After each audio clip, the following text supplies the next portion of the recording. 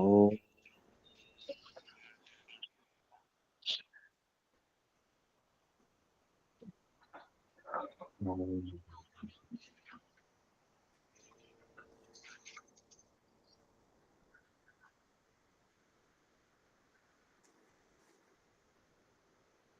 ओम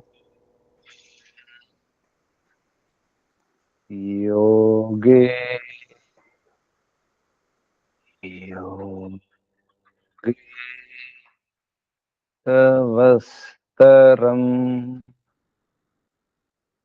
वाजे वाजे हवामहे सखाय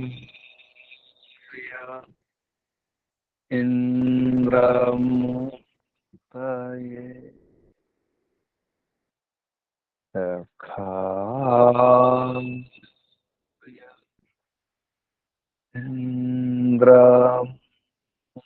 इंद्रमुतये ओ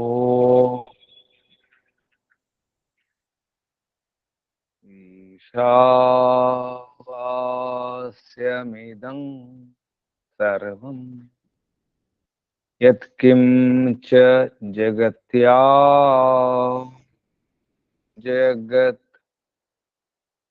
जगत्तेन त्यक्तेन भुञ्जीथा मां पृथक्कस्य स्विद्धनं ते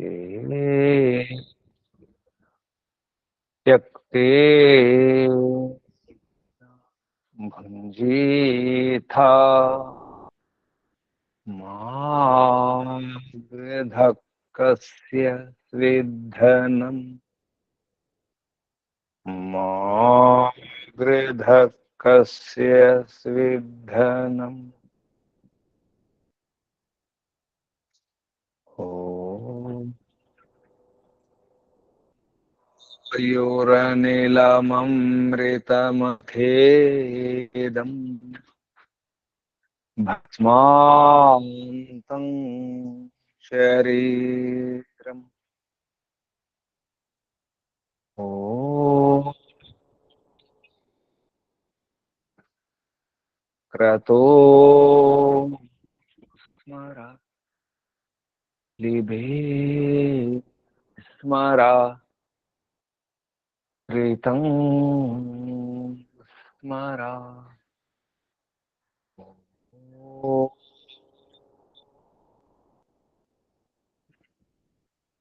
क्रतो स्मरा क्लिबे स्मरा कृतं स्मरा ओ हिरण्मयेन पात्रेण सत्यस्यापिहितं मुखम् यो सावादित्ये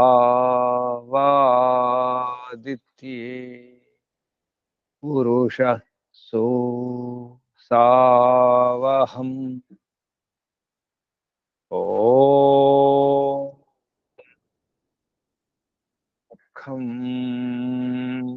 ब्रह्म ॐ खं ब्रह्म ॐ शान्ति शान्ति शान्तिः ॐ परमपिता परमात्मा ॐ ओम रक्षका ओम सर्वरक्षका ओम सदा रक्षका सर्वदा रक्षका सत्य नित्य रक्षका सर्वत्र रक्षका ओम सर्वधा रक्षका सर्वथा रक्षका ओम शाश्वत रक्षका परम रक्षका ओम शाश्वत पिता शाश्वत माता सर्व पिता सर्व माता विश्व पिता विश्व माता जगत पिता जगन माता जगदांबा जगत जननी जगतपति विश्वपति जगद रक्षका विश्व रक्षका ओम ओम शाश्वत भ्राता दाता विधाता शाश्वत बंधु मित्र सखा शाश्वत गुरु शाश्वत आचार्य ओम शाश्वत स्वामी शाश्वत राजा राजाधिराजा स्वराट विराट ब्रह्मराट विश्वराट ओम शाश्वत न्यायाधीशा सदाधारा सर्वदाधारा जगदाधारा विश्वाधारा ईश्वरा परमेश्वरा सर्वेश्वरा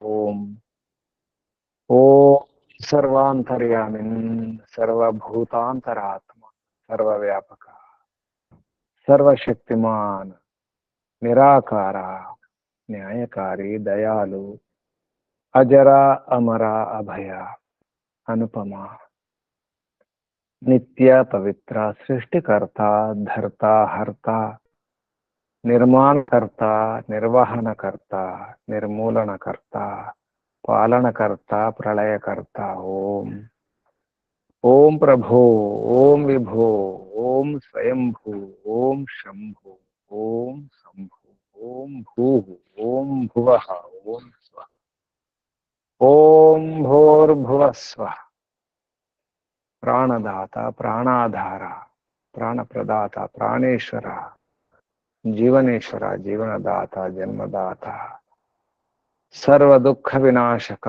संकट मोचक सकल क्लेश नाशक समस्त शांति निराश निर्मूलक स्वयं सुख स्वरूप सच्चिदानंद स्वरूप अनंत आनंद घन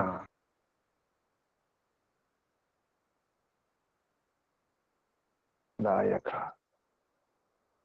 ओम आत्मदा बलदा ज्ञानदा सर्वदा हर्षदा मोक्षदा ओम ओम ओम ओमुకు వందనాలు ఋషులకు మహర్షులకు మునులకు యోగులకు గురువులకు ఆచార్యులకు అధ్యాపకులకు పెద్దలకు మాతాపితలకు శ్రేయోభిలాషులకు మిత్రులకు జడచేతనాది చరాచర జగత్తుకు స్థావర జంగమాలకు వందనాలు सर्वेभ्यो नमो नमः प्रणवः प्रणामः आत्मा बंधुलारा शाश्वत बंधुलारा विश्व बंधुलारा धर्म बंधुलारा ब्रह्म बंधुलारा आत्मीय बांधवुलारा मित्रुलारा అత్యంత దుఃఖ నివృత్తి అభిలాషులారా అత్యంత పూర్ణ పురుషార్థులారా మోక్షాకాంక్షులారా ముముక్షువులారా విశ్వాత్మ బ్రహ్మాత్మ పరమాత్మ సర్వాత్మ దర్శన అభిలాషులారా సాధకులారా ఈశ్వర ఆరాధకులారా అన్వేషకులారా జిజ్ఞాసువులారా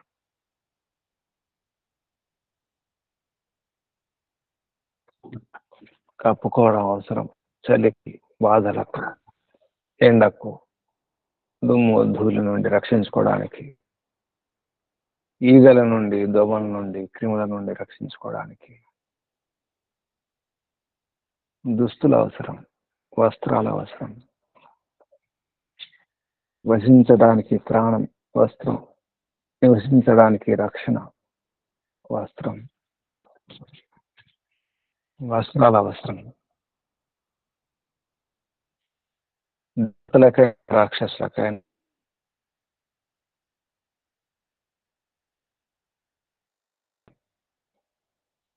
ఆ దుప్పటి, ఆ పటమే, ద్విపటమే. నిజానికి రెండు పటములు, రెండు వస్త్రాలు. ద్విపటము, దుప్పటి, కింది నుంచి మీద నుంచి రక్షించేది. అమృతోపస్తరణమసి, అమృతాపిధానమసి.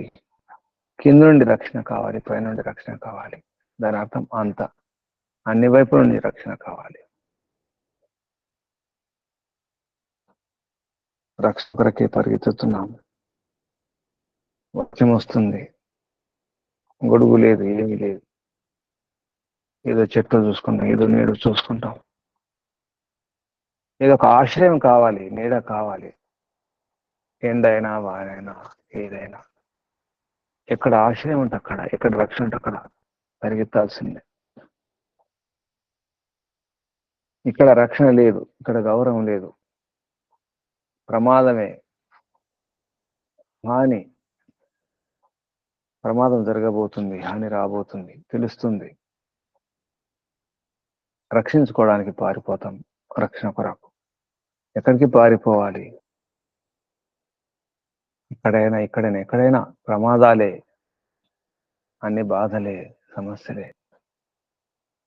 ఈ లోకంలో రక్షణ ఉందా? పూర్ణ రక్షణ. కింద నుంచి, పైనుంచి, అటు నుంచి, ఇటు నుంచి, అన్ని వైపుల నుంచి రక్షణ. అందుకే దేవతలు కూడా పారిపోవడం జరిగింది. మృత్యును గమనించి, మృత్యు వెన్నాడుతుంది, వెంటాడుతుంది. మరణం భయపెడుతుంది. అది రణమే, మహారణం, మరణం. భగవంతుని శరణమే కావాలి. మరణానికి రక్షణ భగవంతుని శరణమే. ఇక్కడ ఎంత రణం చేసినా, ఎంత యుద్ధం చేసినా చివరికి ఓడిపోతాం. శరీరం ఉండదు. శరీరాన్ని రక్షించుకోవడానికి ప్రయత్నం చేస్తున్నాం, చివరికి శరీరం ఉండదు. ఎంత ప్రయత్నం చేసినా, ఎంత పురుషార్థం చేసినా, ఎన్నేళ్ళైనా, ఎన్ని యుగాలైనా, ఎన్ని జన్మలైనా ఈ శరీరాన్ని రక్షించుకోలేము. దేవతలు కూడా ప్రయత్నం చేసినారు, రక్షణ కొరకు పారిపోయినారు. మరణం వెంటబడుతుంది. మరణం అనే దుష్టుడు, మరణం అనే రాక్షసుడు, మరణం అనే బందిపోటు, మరణం అనే హంతకుడు చంపేస్తానంటూ భయపెడుతున్నాడు, వెంటపడుతున్నాడు. పారిపోవాల్సి వస్తుంది. దేవతలు కూడా పారిపోవాల్సి వస్తుంది. విద్వాంసులకైనా, పామరులకైనా, సామాన్యులకైనా పారిపోవడం తప్పదు. ఎక్కడ రక్షణ? ఎక్కడికి వెళ్ళాలి? మరణం భయపెడుతుంది. ఉపాయం ఏమిటో తెలుసుకునే ప్రయత్నం చేసినారు. రక్షణకు ఉపాయం ఏమిటి? ఎక్కడికి వెళ్ళాలి? ఎక్కడ సురక్షితంగా ఉంటాం, భద్రంగా ఉంటాం? అధ్యయనం చేసినారు, వేదాధ్యయనం చేసినారు. త్రైవిద్యలను, త్రైవిద్య, వేద విద్య, ఋగ్యజు సామలను, ఋగ్విద్యను, యజుర్విద్యను, సామ విద్యను, పదార్థం గురించి తెలుసుకొని ప్రయత్నం చేసినారు. ఏ పదార్థం ఎటువంటిది, ఆ పదార్థంలో ఉన్న లక్షణాలు ఏమిటి, ధర్మాలు ఏమిటి, దాని యొక్క యథార్థ స్థితిని, యథార్థ జ్ఞానాన్ని తెలుసుకోవడానికి ప్రయత్నం చేసినారు. క్రియలను అర్థం చేసుకున్నారు, కర్మలను, ఏ కర్మ చేయాలి, ఎలా వాడుకోవాలి, ఆ పదార్థంతో ఎలా వ్యవహరించాలి, ఎలా పట్టుకోవాలి, ఎలా దాన్ని ఉపయోగించుకోవాలి అని చూసినారు. కానీ రక్షణ ఇంకా దొరకలేదు. ఇంత ప్రయత్నం చేసినప్పుడు కూడా, అందుకే విద్వాంసులైన, పండితులైన, వేద విద్వాంసులైన భయపడతారు, మరణానికి భయపడతారు, కష్టాలకు భయపడతారు. విద్వత్తం ఉంది, పాండిత్యం ఉంది, అన్నీ ఉన్నాయి, కానీ సమర్పణ లేదు, ఈశ్వరార్పణం లేదు, ఈశ్వరోపాసన లేదు. అందుకే విద్వాంసులు కూడా పడిపోతారు, పతనమైపోతారు, ఇంద్రియ లోలురవుతారు, ఇంద్రియాలకు వశమవుతారు. ఇంద్రియాలకు భయపడతాడు ఇంద్రుడు. ఈ జీవుడు ఇంద్రియాలకు భయపడుతున్నాడు. నిజానికి ఇంద్రుని యొక్క సాధనాలే ఇంద్రియాలు. ఇంద్రుని సాధనాలకు భయపడుతున్నాడు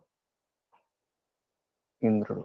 ఈ జీవుడు, జీవాత్మ విద్వత్త ఉంది, పాండిత్యం ఉంది, కానీ సాధన లేదు, ఆచరణ లేదు, సమర్పణ లేదు. అందుకే భయపడుతున్నాడు. అన్ని శాస్త్రాలు చదివి కూడా, వేదాలన్నీ కంఠస్థమే విద్వత్త ఉన్నప్పటికీ కూడా అదే నిజానికి ఎన్ని విద్యలు వచ్చినా, ఎన్ని వేద విద్యలు వచ్చినా, శాస్త్రాలు అధ్యయనం చేసినప్పటికీ కూడా మరణానికి భయపడతాడు. విదిశోపి తథారుడు అభినివేశం, మరణ భయం ఉంటుంది. పంచక్లేశాలు ఒక క్లేశం. అవిద్యాస్మిత రాగ ద్వేష అభినివేశ పంచక్లేశ. యోగ దర్శనం 2వ పాదం, 2వ పాదం, సాధన పాదంలో అవిద్యాస్మిత రాగ ద్వేషం అభినివేశం పంచక్లేశములు. చదివినంత మాత్రాన, కంఠస్థం చేసినంత మాత్రాన అవిద్య పోయినట్టు కాదు. అవిద్యాక్షేత్రం ఉత్తరేషాం. అవిద్యాస్మిత రాగద్వేష అభినివేశములకు అవిద్యయే మూలం, తల్లి క్షేత్రం అది. అందులో చివరిది అభినివేశం. సరసవాహి విదుషోపి తథారుడు అభినివేశ. అందరికీ మరణం వెంటాడుతుంది, మరణం భయపెడుతుంది. మృత్యుదేవత తప్పదు, పరిగెత్తుతున్నాడు. విద్వాంసుడు కూడా పరిగెత్తుతున్నాడు, పారిపోతున్నాడు. మరణానికి భయపడి దేవతలు కూడా భయపడి పారిపోతూనే ఉన్నారు, పారిపోయినారు. ఎక్కడికి వెళ్ళాలో అర్థం కాదు. యజ్ఞ యాగాది సత్కర్మలు కూడా చేసినారు, యజ్ఞాలు చేస్తున్నారు, యాగాలు చేస్తున్నారు, ఎన్నో దీక్షలు, నోములు అన్ని చేస్తుంటాం, అన్ని చేస్తాం. అయినప్పుడు కూడా ఇంకా భయం ఉంటుంది. రుక్కులు, ఏజస్సులు, సామరు, ఈ 3 లక్షణాలటువంటి విద్యను కూడా, వేద విద్యలను అభ్యసించి కూడా కానీ కప్పుకోలేదు. దుప్పటి ఉంది, వస్త్రాలు ఉన్నాయి, ధరించలేదు. దుప్పటి కప్పుకోలేదు. దుప్పటి అంటే ఏమిటో తెలుసు, ఆ వస్త్రం అంటే ఏమిటో తెలుసు.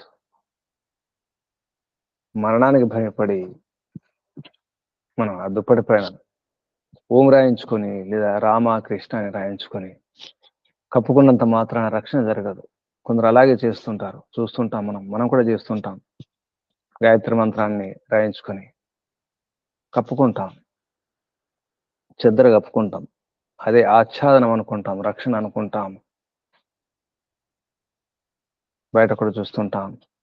ఓం నమో భగవతే వాసుదేవాయ, లేదా ఈ మాత పేర్లతో, దుర్గ పేరుతో, రాముని పేరుతో, కృష్ణ పేరుతో హరే రామ రామ రామ హరే హరే, హరే కృష్ణ కృష్ణ కృష్ణ హరే హరే, ఇటువంటివి. మనమైతే గాయత్రి మంత్రాన్ని కప్పుకుంటాం. గాయత్రి మంత్రాన్ని కప్పుకున్నంత మాత్రాన అది రక్షిస్తుందామా అని చాలా వింతగా ఉంటుంది. గాయత్రి మంత్రం రాదు, మంత్రం జపము చేయడం రాదు, సమర్పణం లేదు, ఏమీ లేదు. కానీ కప్పుకున్నాం, దుప్పటి కప్పుకున్నాం. ద్విపటము, దుప్పటి 2 రకాలు రక్షించాలి. నిజానికి దుప్పటి అంటే కింద నుంచి పైనుంచి రక్షించాలి. దుప్పటి అంటే ద్విపటము, వస్త్రము వసించడానికి, రక్షించే, మనం నివసించడానికి, బ్రతకడానికి రక్షణ కలిగించేది వస్త్రం. మరి రక్షిస్తుందా? ఏం కప్పుకుంటున్నాం? టోపీలు పెట్టుకుంటాం, ఓం రాయించుకుంటాం, వేరే పేరు రాయించుకుంటారు కొందరు. వారి వారి ఇష్టాన్ని బట్టి, వారి వారి దీక్షను బట్టి, వ్రతాన్ని బట్టి, అక్కడి పూజను బట్టి, వారు కొలుస్తున్నటువంటి దేవతను బట్టి ఆ బొమ్మలు గీయించుకుంటారు. మాత బొమ్మలు, దుర్గమాత బొమ్మలు, రకరకాల దేవతల బొమ్మలతో అవే దేవతలు అనుకుంటూ రక్షణ జరుగుతుంది అనుకుంటారు. మనం కూడా భ్రమలో ఉంటాం. కొందరు మంత్రాలు రాయించుకుంటారు, అష్టాధ్యాయ కంఠస్థం చేయకుండానే ప్రత్యాహార సూత్రాలు రాయించుకుంటారు, లేదా అష్టాధ్యాయ సూత్రాలు రాయించుకుంటారు, కప్పుకుంటారు. కప్పుకున్నంత మాత్రాన అష్టాధ్యాయ వస్తుందా? సూత్రాలు వస్తాయా? కంఠస్థం అవుతాయా? అలాగే ఈ దేవత ఆ దేవతనే పేర్లతో ఆ పేర్లు గాని ఆ బొమ్మలు గాని రక్షిస్తాయా అనుకుంటున్నాం. మరణం పారిపోవడం లేదు. ఎలుకలు గనక కుక్క బొమ్మ గీయించుకొని ఒక వస్త్రం కప్పుకుంటే పిల్లి పారిపోతుందా? పిల్లి అని మరణం ఎలుకలను వెంటాడుతుంది. పిల్లి అంటే ఎలుకలకు సంకటమే కదా. పిల్లికి చెలగాటం కావచ్చు, ఎలుకలకు సంకటమే, మహా కష్టమే. బొమ్మ గీయించుకొని ఎలుకలు కప్పుకుంటున్నాయి, కుక్క బొమ్మ గీయించుకొని. కుక్క అంటే పిల్లికి భయం. కుక్క బొమ్మను పెట్టుకొని ముందర పెట్టుకుంటే పిల్లి పారిపోదు కదా, మరణం పారిపోదు కదా. రాముని బొమ్మ కానీ కృష్ణ బొమ్మ కానీ లేదా మంత్రాలు కానీ ఓము కానీ మాత బొమ్మలు కానీ జరుగుతుంది, అదే రక్షణ జరుగుతుంది అనుకుంటున్నాం. అలాగే వేద విద్యలన్నీ కంఠస్థం చేసుకొని, శాస్త్రాన్ని కంఠస్థం చేసుకొని, సూత్రాలు కంఠస్థం, వ్యాకరణం కానీ మిగతా శాస్త్రాలు కానీ దర్శనాలు కానీ ఉపనిషత్తులు కానీ శ్లోకాలు మంత్రాలు అన్ని కంఠస్థమే అయినంత మాత్రాన మరణం భయపడి పారిపోతుందా? పారిపోదు. నేను రోజు యజ్ఞం చేస్తాను, నిత్యాగ్నిహోతాన్ని ఉదయం సాయంత్రం చేస్తాను, ఉదయం లేస్తాను, సాధన చేసుకుంటాను, ఆసనాలు వేసుకుంటాను, ప్రాణాయామం చేస్తాను, భ్రమణం చేస్తాను, అన్నీ చేస్తాను, మంచి ఆహారం తీసుకుంటాను. అయినా మరణం పారిపోతుందా? భ్రమలో ఉంటాం. అవసరమే యజ్ఞం యాగాలు చేయడం, అవసరమే వేదాధ్యయనం చేయడం, అవసరమే, అది వ్యర్థం కాదు. కానీ భ్రమలో ఉండకండి అని చెప్తుంది ఛాందోగ్య ఉపనిషత్తు. ఛందస్సు కప్పేది, కప్పుతుంది. ఛందస్సు అంటే కప్పేది, ఆచ్ఛాదన చేస్తుంది వస్త్రంలాగా. దేవతను రక్షించింది ఏమిటి? ఈ ఛందస్సే. ఏ ఛందస్సు? శ్లోకాల్లో ఉన్న ఛందస్సు కాదు, మంత్రాలు ఉన్న ఛందస్సు కాదు. ఆ ఛందస్సు ఎవరో కాదు, పరంపిత పరమాత్మే అసలైన ఛందస్సు.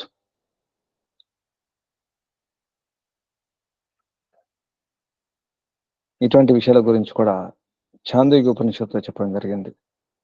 ప్రథమ ప్రపాఠకంలో చతుర్థ ఖండంలో స్వరశబ్ద వాచ్య బ్రహ్మోపాసన స్వరం రక్షిస్తుంది. అధ్యయనం చేస్తే రక్షణ జరగలేదు, వేదాధ్యయనం చేసినాము, యజ్ఞయాగాలు చేసినాము, రక్షణ జరగలేదు. మరణ భయం పోలేదు, తప్పుకునే ప్రయత్నం చేస్తున్నాం బొమ్మలతో, మంత్రాలతో, అక్షరాలతో, గుర్తులతో. మరణ భయం పోదు. ఒకవేళ పోయినట్టు అనిపించినది మన భ్రమయే, భ్రాంతియే. అక్షరాన్ని ఉపాసించండి. ఏ అక్షరం? నాశనం లేని అక్షరం ఓమే. ఓముని ఉపాసించండి అంటే ఓంకారం చేయడం జరుగుతుంది. ఓంకార నాదం చేస్తున్నాం, ఓంకారాన్ని ఉచ్చరించి శబ్దం చేస్తున్నాం ధ్వనితో, ఓం అనే ధ్వనితో. అది రక్షిస్తుందా? ఇప్పుడు బొమ్మలతో కాదు, అధ్యయనంతో, విద్వత్త పాండిత్యంతో కాదు, మరణ భయం పోదు. ఇంకా దుప్పటి రక్షించడం లేదు. దుప్పటి ఉంది అక్కడే, కప్పుకోవడం రావడం లేదు. కప్పుకునే ప్రయత్నం చేస్తున్నాం. ఎలా కప్పుకోలో తెలియదు. కొందరికి చిన్నపిల్లలు ఉంటారు, వస్త్రాలు ధరించడం రాదు. ఏది కుడియో ఏది ఎడమో తెలియదు. చెప్పులు వేసుకోమంటే పిల్లలు ఎడమ కుడి, కుడి ఎడమ చేస్తుంటారు. వస్త్రాలు ధరించడం అంటే రాదు, తెలియదు కదా. ఆ రకంగా మనం కూడా చిన్నపిల్లలాగే ధరించడం రావడం లేదు, రక్షించుకోవడం రావడం లేదు అనుకుంటున్నాం. రక్షణ జరుగుతుంది అనుకుంటున్నాం. స్వరంతో రక్షణ అన్నారు. స్వరంతో అన్నప్పుడు హెచ్చరిస్తాం, మధుర స్వరంతో, మధురమైన కంఠముతో, శ్రద్ధగానే భక్తితోనే చేస్తాం, ఉచ్చరిస్తున్నాం. ఓ శ్రద్ధతో, భక్తితో, సమర్పణ భావనతో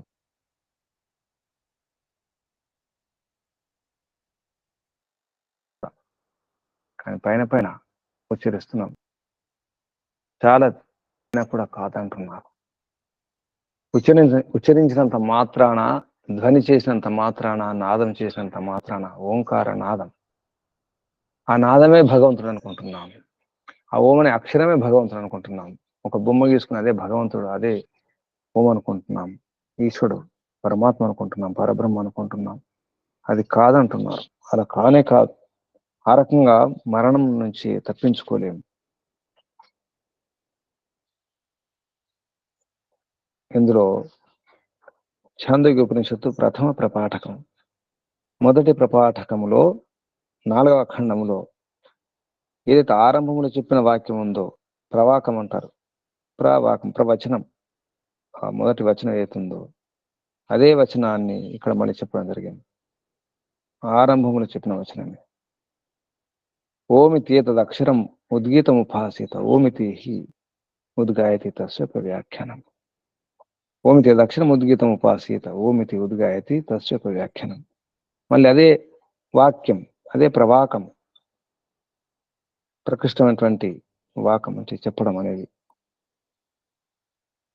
ముందు వివరించినటువంటి, ప్రప్రథమంగా వివరించినటువంటి ఏదైతే వాక్యం ఉందో ప్రవాకం, అదే మళ్ళీ ఇక్కడ రాయడం జరిగింది, చెప్పడం జరిగింది. ఉద్గీతాక్షరం గురించి మీమాంస చేయబడింది. ఎందుకంటే మనకు అభయం కావాలి, మరణ భయం పోవాలి. ఎన్నో భయాలు ఉన్నాయి, మనకి కాదు అందరికీ భయాలు ఉంటాయి. అభినివేశం, మరణ భయం. దేవావై మృత్యు బిభ్యతే స్త్రయీం విద్యాం ప్రావిశం. దేవతలు, విద్వాంసులు వై నిశ్చయంగా మృత్యు నుండి లేదా మృత్యుకు భయపడి, బిభ్యత భయపడుతూ, త్రయీం విద్యాం ఋగ్ యజుర్ సామ లక్షణ 4 వేదాలను ప్రావిషన్ అంటే ప్రవేశించినారు, అందులో ప్రవేశించినారు. ఈ వేద విద్యను అభ్యసిస్తే రక్షణ జరుగుతుందని దేవతలు వేదంలోకి ప్రవేశించినారు. వేదాధ్యయనం చేస్తే చాలు, అన్ని కష్టాలు పోతాయి, బాధలు పోతాయి, రక్షణ జరుగుతుంది, మళ్ళీ జన్మ రాదు. కేవలం అధ్యయనం చేసినంత మాత్రాన కానే కాదు. వంట గురించి అధ్యయనం చేసినాం, వంట చేయడం రాలేదు. పంట గురించి, వ్యవసాయం చేయడం గురించి అధ్యయనం చేసినాం, పుస్తకాలు చదివినాం, విన్నాం, అనంత మాత్రాన వ్యవసాయం చేయడం వస్తుందా, పంట పండించడం వస్తుందా? కాదు కదా. అలాగే వేద విద్యలు అంతే. వారు ఛందోభి ఆచ్ఛాదయన్, వారు దేవతలు, విద్వాంసులు ఛందోభి అంటే గాయత్రి మొదలు ఛందస్సులతో ఉన్నటువంటి ఆ మంత్రాలను అధ్యయనం చేసి అనుకున్నారు. ఆచ్ఛాదయన్ కప్పుకున్నారు. ఇక్కడ ఛందస్సు అంటేనే కప్పుకోవడం. మంత్రాలను కప్పుకున్నారు అంటే మంత్రాలు ఉచ్చరిస్తున్నారు అనమాట. ఆ మంత్రాలే వస్త్రాలు అనుకున్నారు, మంత్రోచ్చరణ చేస్తున్నారు. ఓం భూర్భువ స్వహ తత్సవితుర్వరేణ్యం భర్గో దేవస్య ధీమహి ధియో యో న ప్రచోదయాత్. ఇలా మరొక మంత్రం, మరొక శబ్దం, మరొక వాక్యం జపం చేస్తున్నారు. ఇంకా కప్పుకోవడం రాలేదు, అందుకే రక్షణ జరగడం లేదు. అలా కాదు, కప్పుకున్నంత మాత్రం కాదు. కప్పుకున్నాం, కానీ ఎక్కడ కప్పుకున్నాం? కప్పుకున్నట్టు అనిపిస్తుంది, తలపైన వేసుకున్నాం, చుట్టుకున్నాం అనుకుంటున్నాం, ఇంకా అంతా తెరిచే ఉంది. శరీరంలో ఇంకా భాగాలని కూడా అందరికీ అనుభవమే.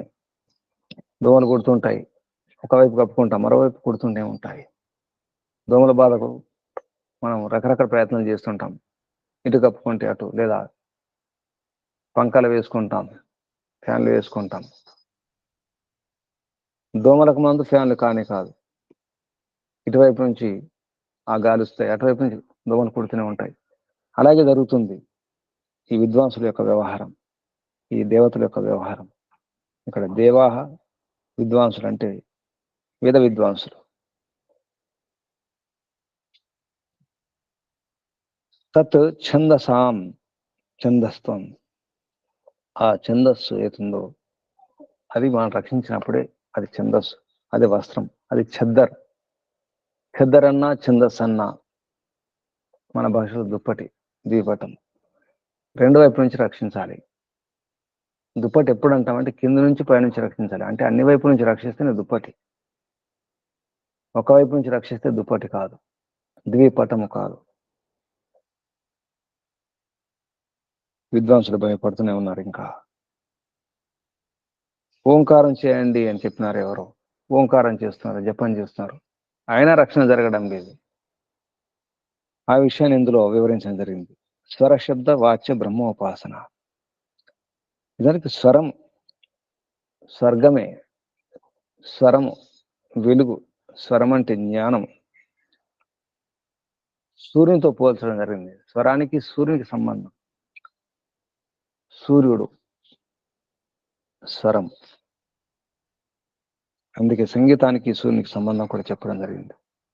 సంగీతంలో 7 స్వరాలు ఉంటాయి. సూర్యునిలో, సూర్య కాంతిలో 7 వర్ణాలు ఉంటాయి, 7 రంగులు ఉంటాయి. ఇటువంటి విషయాల గురించి ఇందులో వివరించడం జరిగింది.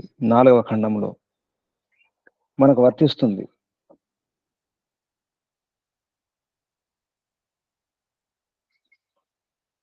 ఓంకారాన్ని ఆశ్రయించండి. వేదాలను అధ్యయనం చేయడం మాత్రం కాదు, ఓంకారాన్ని ఆశ్రయించాలి. ఓంకారం నాదం చేయడం, జపం చేయడం అవసరమే, వేదాధ్యయనం చేయడం అవసరమే, అది వ్యర్థం కాదు. కానీ మనం చేస్తున్నది ఏమిటి? విహిత కర్మలు వేదంలో చెప్పినట్టుగానే, అంటే వేదం ద్వారా పరంపిత పరమాత్మ ఆదేశించినట్టుగా, ఉపదేశించినట్టుగా అసలు మనం సరిగా వింటున్నామా, అర్థం చేసుకుంటున్నామా? వినాలి, అర్థం చేసుకోవాలి. సమర్పణతో చెప్పింది చెప్పినట్టుగా సరిగా అర్థం చేసుకుని ఆచరించినప్పుడే మనకు ఈ మరణ భయం పోతుంది. అప్పుడు అమరులమవుతాం. అమృతాహ. అప్పుడు దేవతలు అమృతులైనారు, అమరులైనారు. సమర్పణ భావనతో చెప్పినట్టుగా చేస్తేనే రక్షణ జరుగుతుంది. ఇది ఛాందోగ్యోపనిషత్తులో ఉన్నటువంటి ఒక రహస్య విషయం. ఎలా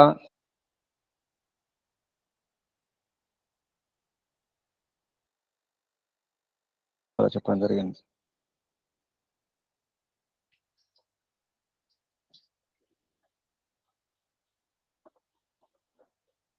చేపలు పట్టేవాడు చేపలను చంపుతూనే ఉంటాడు. ఆ చేపలు పట్టేవాడు మరణ దేవత, మృత్యు దేవత. కానీ చేపలు జాగ్రత్తగా ఉండాలి. వాడికి చేపలు కావాలి. మరణం అనే చేపలు పట్టేవాడు మత్స్యకారుడు. జాగ్రత్త ఉండే మనం రక్షించుకునే ప్రయత్నం చేయాలి. మరణ వశం ఉండకూడదు. మరణం బారిన పడకుండా ప్రయత్నం చేయాలి. అంటే ఎక్కడ ఉండాలి, ఎక్కడ ఉంటే రక్షణ ఉంటుంది, అక్కడికి వెళ్ళాలి. చేపలు నీటిపైకి వస్తే తప్పదు, మరి రక్షణలో ఉండాలి. పరమిత పరమాత్మ రక్షణలో ఉన్నప్పుడు ఏ మరణం ఉండదు, ఏ మృత్యు ఉండదు, ఏ బాధ ఉండదు, ఏ వ్యాధి ఉండదు.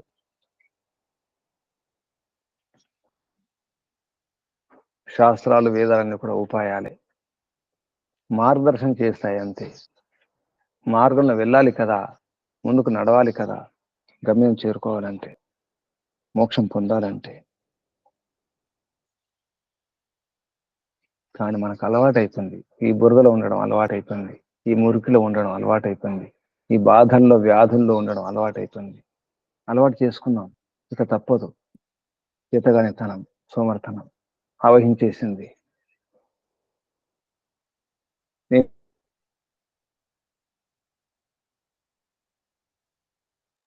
దానికి మన సమర్పణ పరంపిత పరమాత్మకు అక్కడ సమర్పించుకోవాలి.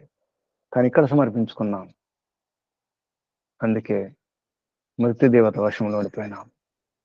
అలవాటైపోయింది, పంజరంలో ఉండడం అలవాటైపోయింది పక్షికి. అది బంగారు పంజరమే, కానీ పంజరమే కదా, అది బందీఖానయే కదా, అది చిరసాలయే కదా. స్వేచ్ఛ లేదు కదా ఆ పక్షికి, కానీ అలవాటు అయిపోయింది, ఎగరలేకపోతుంది, ఊరికే కూర్చొని తినడం అలవాటు అయిపోయింది, ఏ పని చేయకుండా, ఏ పురుషార్థం చేయకుండా, ఏ అన్వేషణ లేకుండా స్వతంత్రంగా జీవించినప్పుడు స్వయంగా పురుషార్థం చేయాల్సి వస్తుంది. స్వతంత్రంగా ఉండాలంటే స్వయంగా పురుషార్థం చేయాలి. మరి స్వేచ్ఛ కావాలి కదా. స్వేచ్ఛ కావాలంటే స్వయం కృషి అవసరం. తన ఆహారం తానే వెతుక్కోవాలి. తన బాధ ఏమిటో తానే పడాలి, దూరం చేసుకోవాలి. బాధను దూరం చేసుకునే బాధ్యత కూడా తనదే. ఆకాశంలో స్వేచ్ఛగా విహరించాలంటే, హాయిగా ఉండాలంటే, కానీ పక్షికి అలవాటైపోయింది పంజరం ఉండడం. కొందరు దొంగలకు, నేరస్తులకు అలవాటైపోతుంది జైలు ఉండడమే, అదే సురక్షితం అనుకుంటారు. కొందరు హంతకులు అలాగే అనుకుంటారు, బయటకు వెళ్తే మళ్ళీ నన్ను ఎవరో చంపేస్తారు, ఎందుకంటే బయట హత్య చేసి వచ్చినాడు కదా హంతకుడు, అక్కడ శత్రువులు ఉంటారు, వీని హత్య చేయడానికి సిద్ధంగా ఉంటారు, భయం వేస్తుంది. అందుకే జైలు శిక్ష, ఆ జైలు ఉండడమే సురక్షితం అనుకుంటాడు.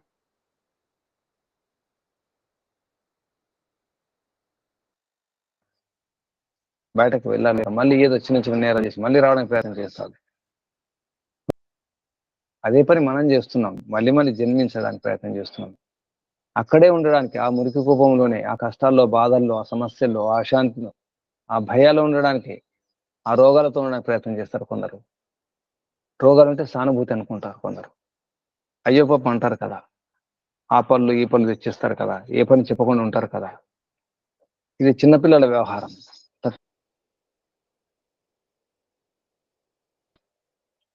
మనం కూడా అదే చేస్తున్నాం. ఏదో ఒక సాకు, కుంటి సాకు, పురుషార్థం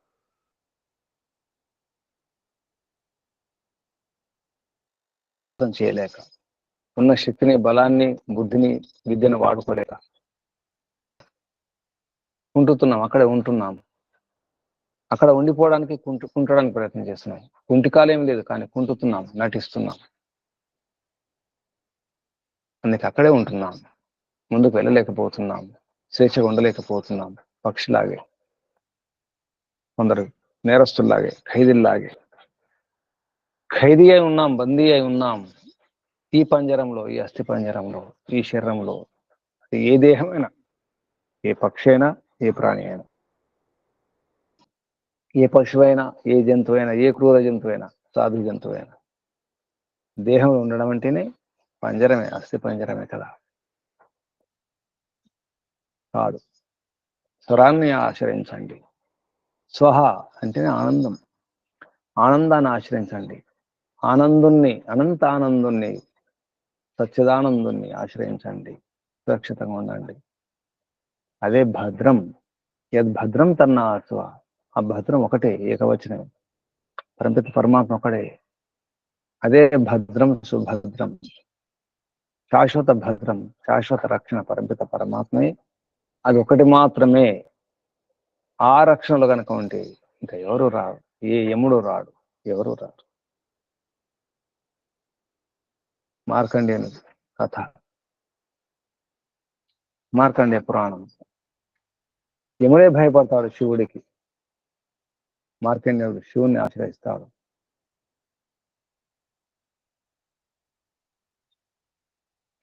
అంతే, యముడు పారిపోవాల్సి వస్తుంది, భయపడాల్సి వస్తుంది.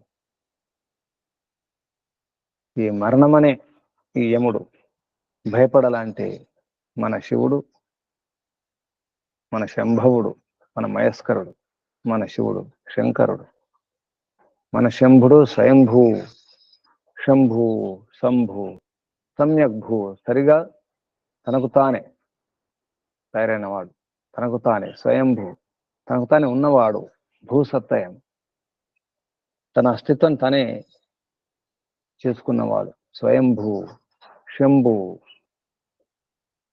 శంభు, భూ, ఓం భూ, ఓం భువ, ఓం స్వాహ. నమ శంభవాయ చ మయోభవాయ చ, నమ శంకరాయ చ మయస్కరాయ చ, నమ శివాయ చ శివతరాయ చ.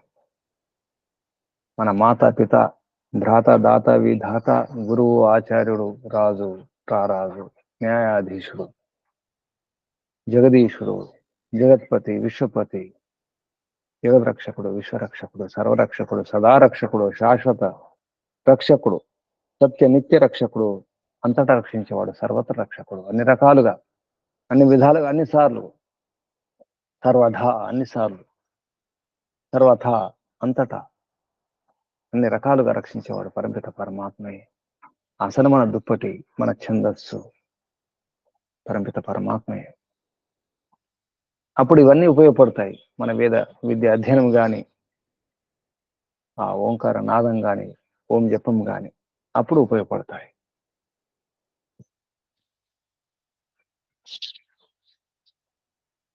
రక్షణ లేకుండా ఉన్నాను అనుకుంటే, నా పైన గొడుగు ఉంది లేదా వస్త్రాలు ఉన్నాయి, కప్పుకొని ఉన్నాను అనుకుంటే, భ్రమలో ఉంటే, నాకు ఏ రక్షణ అవసరం లేదు అనుకుంటే, ఎవరు అవసరం లేదు, ఏది అవసరం లేదు, ఏ రక్షణ అవసరం లేదు, ఎవరి సహాయం అవసరం లేదు, ఎవరి సహకారం అవసరం లేదు అనుకుంటే ఎవరు సహకరిస్తారు? ఎవరు సహకరించారు? అందుకే స్వరాన్ని ఆశ్రయించండి. ఆ స్వరం అంటే పరమిత పరమాత్మే, స్వయం రక్షకుడు, తనను తాను రక్షించుకుని అందరూ రక్షించేవాడు పరమిత పరమాత్మ. మనం అనుకుంటున్నాం నాకు నేను రక్షించుకుంటాను, నన్ను నేను రక్షించుకుంటాను అనుకుంటున్నాం. ఏమి రక్షించుకోలేము. మన కాలిని రక్షించుకోలేము, మన వేలిని రక్షించుకోలేము, వేలికున్న గోటిని కూడా రక్షించుకోలేము, ఒక వెంట్రుకను కూడా మనం రక్షించుకోలేకపోతున్నాం, మన శరీరంలో ఒక కణాన్ని కూడా రక్షించుకోలేకపోతున్నాం. మనం అనుకుంటున్నాం నన్ను నేను రక్షించుకుంటాను, కాపాడుకుంటాను, నా పిల్లల్ని కాపాడుకుంటాను, కుటుంబాన్ని కాపాడుకుంటాను అనుకుంటున్నాను. నేనే కాపాడుతున్నాను కుటుంబాన్ని, పిల్లాన్ని, గ్రామాన్ని, రాష్ట్రాన్ని, దేశాన్ని నేను కాపాడుతున్నాను అనుకుంటారు కొందరు. నేనే కాపాడుతున్నాను, నేను లేకుండా ఉంటే ఇల్లు అంతా అడిగా అవుతుంది అనుకుంటారు. ఏం జరగదు. నిజానికి మనల్ని మనమే కాపాడుకోలేకపోతున్నాం. మన శరీరంలో ఒక అణువును కాపాడుకోలేకపోతున్నాం, ఒక కీలును కాపాడుకోలేకపోతున్నాం, ఒక అంగాన్ని కూడా కాపాడుకోలేకపోతున్నాం, దేన్ని కాపాడుకోలేకపోతున్నాం. అటువంటి మనం ఎవరిని కాపాడగలుగుతాం? అంత శక్తి ఉందా?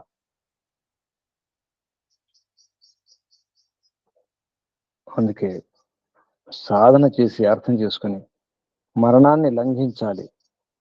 మరణానికే మనమంటే భయపడాలి, మనమంటే భయం ఉండాలి, మరణమే భయపడాలి. మృత్యును జయించాలి, మృత్యుంజయం కావాలి. ఎప్పుడు సాధ్యం అది? మనం